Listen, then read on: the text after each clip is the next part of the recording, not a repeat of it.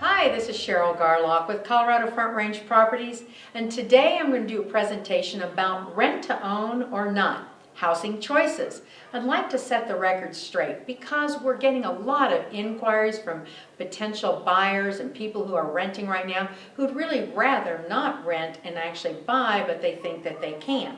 So we're getting a lot of inquiries about the rent-to-own types of programs out there. So we're going to go ahead and set that record straight for you. First, let's talk about why rent-to-own as opposed to just renting. One, of course, the theory is that you own your home instead of renting. So therefore, you're not throwing your money away. You're making payments towards ownership, not just rent. There are some great deals in our local areas. And of course, this is ideal if you're having trouble right now getting a loan and you're willing to also maintain a home in good condition. So let's ask ourselves, does the rent-to-own program make sense? There are two parties to this. One, the homeowner who's selling the property, we'll call them sellers, and of course the renter or tenant buyer, we'll call them those. So if you're a seller of a property, you might want to consider a rent-to-own program, particularly if you just bought a new home and your home hasn't sold.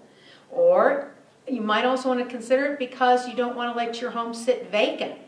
And you do want a tenant who has a vested interest is going to take good care of the home. Now, if you're the tenant buyer, you're kind of tired of watching your money go down the drain. But you might need time to clean up your credit. You also might need time to save up some money. And of course, you might also need time to stabilize your employment. So let's actually ask ourselves, are there rent-to-own programs? Are there homes really available out there? And if so, where do you find them? And how do you negotiate for them? Well, let's talk about what the actual multiple listing services have to tell us about how available these units really are. First of all, in the immediate local market here right now, as of September 16th, 2012, we've got around 23 active listings that actually are offered on the rent-to-own program or a lease option program, same type of thing. But the average sales price for most of those homes is over $300,000. Probably not the price range that most people thinking about the rent-to-own program were thinking they might need to buy in. And most of those homes have been on the market in excess of 150 days on the market. So let's take a look at some of the key concepts that are associated with the rent-to-own program. First of all, you have to have a willing seller. Basically, you're asking them to freeze the price today for the value tomorrow. They also have to know who's going to be taking care of that property during that time. Is it going to be the seller, the owner of the property, or is it going to be the rent-to-own buyer, the tenant buyer taking care of that property there? Will there be appraisal issues later on? We're talking about negotiating for a property today based on a valuation we set forth today, but will it be valued at that same price tomorrow, in the years to come, say 1 year, 2 years, 3 years down the road? Or if you've negotiated a higher price for that value, speculating that it'll be a higher price in the future, will it actually get there? It's a bit of an unknown certainty. And then, of course, how much option money does the seller ask you for? They've got fees to pay. They've got realtors to potentially pay. They've got other things to go ahead and pay. So they need more than your normal security deposit type of situation. So usually they're going to require several $1,000s. Could be $5,000, $7,000, $10,000. It just depends on the property. Could be in excess of that. And they would get a credit on that once they go ahead and actually perform and close on the transaction when the tenant buyer actually buys the property. But if they walk on the deal, that is the tenant buyer walks on the deal, they would lose all of their option money. So now let's talk about the other party to the transaction. That would be the semi-qualified tenant buyer. So the first question the seller is going to ask always is, why can't you qualify to buy a home today? So you need to have good reasoning for why you can't qualify for that home today and what steps you're taking to ensure that you will qualify to buy that home tomorrow. So the next thing you need to know as the tenant buyer is how much of that rent that you're paying per month, how much of that will count towards your down payment on that home. Will any of that count up towards that, or none of it count towards that? And then will you as the tenant buyer still feel the same way about the home a year or 2 or 3 down the road? Will you still want to then buy that home? Not everybody wants to buy the home that they've been renting in. When you've actually bought a home that you've actually bought from the get-go, we kind of learn to adapt and to accept the things that we don't necessarily like about that home, and we learn to either live with it or make changes because we can, because we're the happy homeowner then.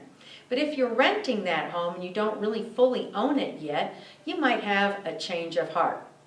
And if you do have a change of heart, or for some reason you as the tenant buyer cannot perform, as I mentioned earlier, will you lose that option money? Absolutely, you will definitely go ahead and lose that option money, unless of course you put some sort of safeguards in there to protect that. And that's just the process of negotiation. And last but not least, but ever so important, what about rules that might change by lenders? Will the lenders continue to accept part of the monthly payment towards a credit towards your down payment? Let's talk about what the lenders will look at and how they view the rent-to-own program. And you might ask yourself, well, what's a lender got to do with it anyway? Well, here's the deal. The seller is expecting that this is a rent-to-own situation that is temporary, because ultimately they really want out of the home and they want to be able to sell that home and get cashed out. So they really do expect the tenant buyer to buy.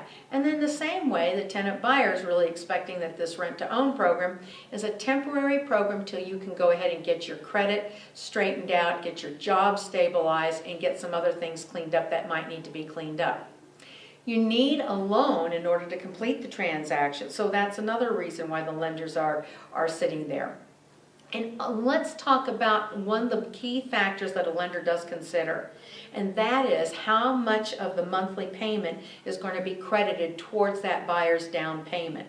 So right now, the current rule, so to speak, is that if you're paying an above average amount of rent over fair market value, that difference is what they will count towards your down payment. It's never the whole entire amount. So, for example, if the normal fair market value for the rent is $1,000 a month and you're paying $1,200 a month, that $200 difference is what the lender over that period of time will count towards your down payment.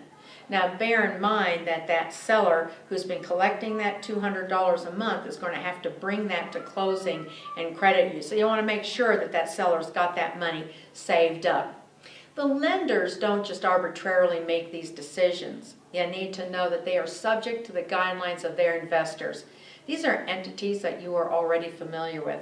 The folks at FHA, Fannie Mae, VA, Freddie Mac, all of those people make the rules here and control the shots. But you need to be aware that if they change the rules on that program and you can't perform as the tenant buyer, you definitely can lose all of your option money. So let's talk about some housing choices in lieu of rent-to-own. So the first thing is, what stops a buyer from qualifying in the first place? Well, usually things like creditworthiness. Got to kind of fix that up. So you might have some poor credit scores, or you might have too many late pays, or you might just be overextended. And there are ways to fix that up and to do it correctly. Or you might not have enough money in the bank for the down payment and or closing costs. So there's just no cash in the bank, or you only have enough money for, say, the security deposit and, say, the first month's rent. Or you might have too many other bills. Or another reason, that you might need to work on is because of lack of employment. You need a job. And there's a difference between a full-time job and a part-time job. You'll need a full-time job that is considered a permanent position. And then also look at your job history. How long have you been on that job? Or your job type. How long have you been in the same type of field? Those will be important considerations as well.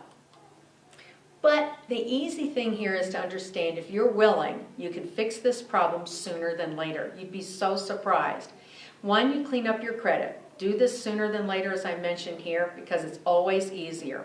You want to go ahead and have your credit report pulled, and you can usually do that at myfico.com. That's a great place to go ahead and go do that. You want to have a professional credit counselor review your credit report. And most importantly, you want to make a plan to go ahead and start cleaning up your credit.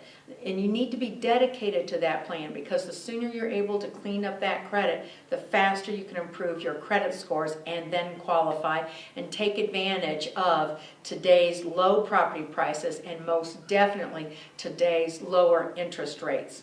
You also might need to go ahead and save up money, or you can utilize and save or use the money from your security deposit and your first month's rent towards good use.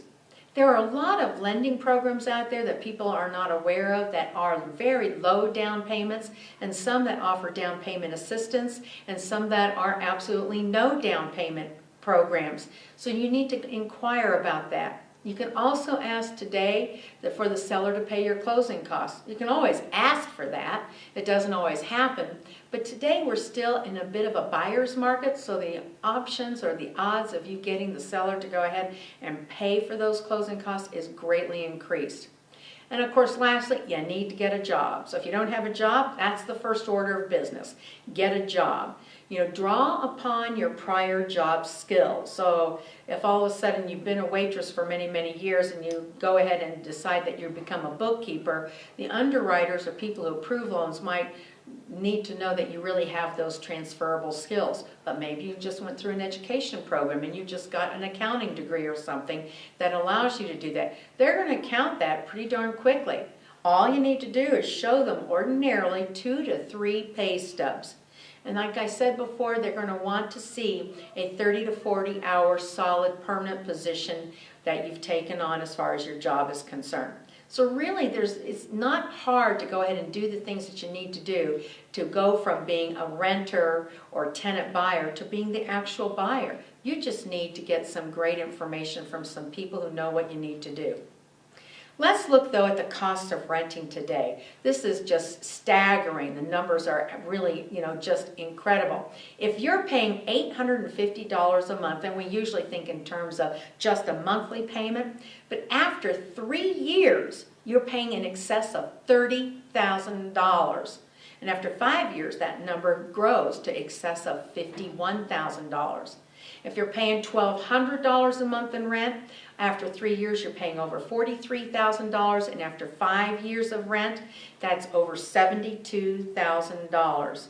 And if you happen to be paying $1,400 a month in rent, after 3 years you're paying over $50,000, and after 5 it reaches $84,000. Do you think someplace else might be a better place to put your rent? Let's look. So what can your monthly rent today buy you? Let me give you an illustration here. If you're paying $850 a month, you can buy a home that's around $151,000 today. What does that buy you? That'll get you a 3-bedroom, 2-bath home with a 1-car garage and over 1,000 square feet. If you're paying $1,200 a month in rent, that'll buy you upwards of $227,000 in home. That'll buy you a 4-bedroom home, 3-bath home, 2 to 3 car garage, and over 2,200 square feet. And if you happen to be paying $1,400 a month today, that will buy you upwards of a $270,000 home, which means that's a 4-bedroom home with 3 to 4 baths, 2 to 3 car garage, and over 2,800 square feet. Now this is because we have low interest rates today, very low, historic lows, and we have low purchase property prices. These are not going to stay the same in the years to come, and the figures, if the property price doesn't get you, the interest rate will. And generally speaking, over the years, when the interest rate also goes up, so do the property prices. So this is an optimum time if you're thinking about how do you go from being a renter to a homeowner and how to capitalize on the market and build a future. So what is the right choice for you? And it may be that you still need to rent for whatever reason, but get a plan. Have an action plan. Whether you plan to stay in the local area or relocate and move elsewhere, make a plan. Figure it out. Or maybe you really can buy and you just don't think that you can. Talk to the right people to find out what you need to know in order to buy a home. So how do you get started? Well, first of all, you consult with a realtor. And you're going to be able to also then consult with a lender. Together, these two entities are going to be able to point you in the right direction. I'm Cheryl Garlock with Colorado Front Range Properties, and I'd like to be your realtor. You can call me at 720-373-0654, or you can drop me an email to Cheryl@denverrealty.com, and I'd like to hear from you.